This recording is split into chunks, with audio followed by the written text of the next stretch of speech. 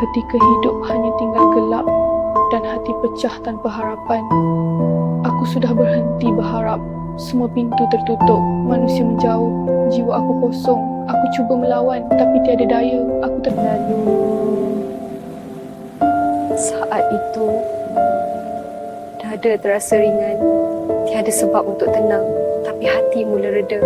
Seakan beban lama yang aku pikul bertahun-tahun perlahan-lahan gugur.